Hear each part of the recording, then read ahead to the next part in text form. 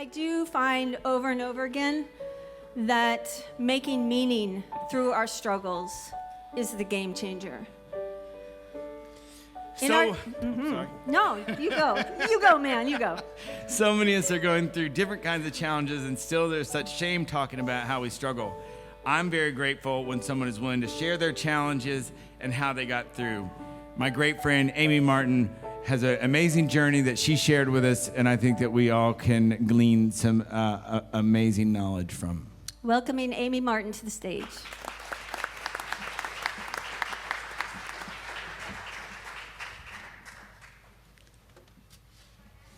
My first time I was in the psych hospital, I learned a handful of things. 1, if you steal a plastic spoon during breakfast, you can wedge it into the shower button to give yourself more time to wash than the miserably short set time. 2, if you bond over warm beverages with one of the cafeteria workers, she'll bring you her special tea from home instead of leaving you to suffer through the diluted Gordon food service swill they tout as tea. 3, if you're overly enthusiastic about the art therapy sessions, they'll force you to talk less because they're just grateful someone is finally using up the crayon nubs, faded construction paper, and dried up glue. And 4, being diagnosed as bipolar can be relieving. I suppose I ought to tell you what landed me in the psych hospital in the first place: mania. Well, technically the major depressive drop-off following mania. Of course, at the time, I didn't know what mania was.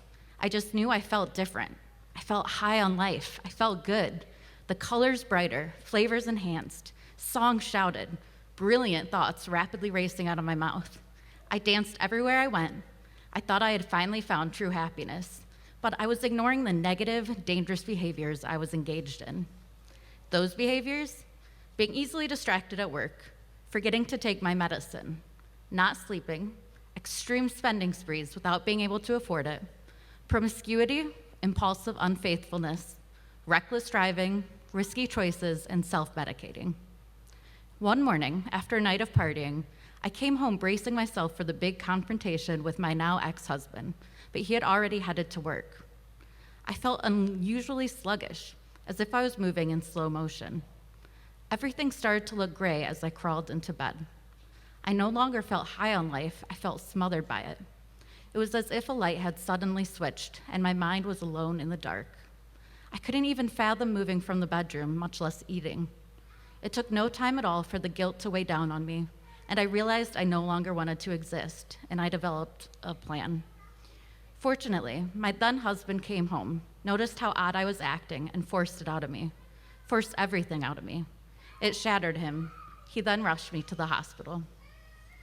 On the drive to the psych hospital, I stared out the window and couldn't help notice how grungy and grimy it looked outside. It was late fall, so the fallen leaves had lost all of their vibrant color and were rotting, smeared, and staining the streets.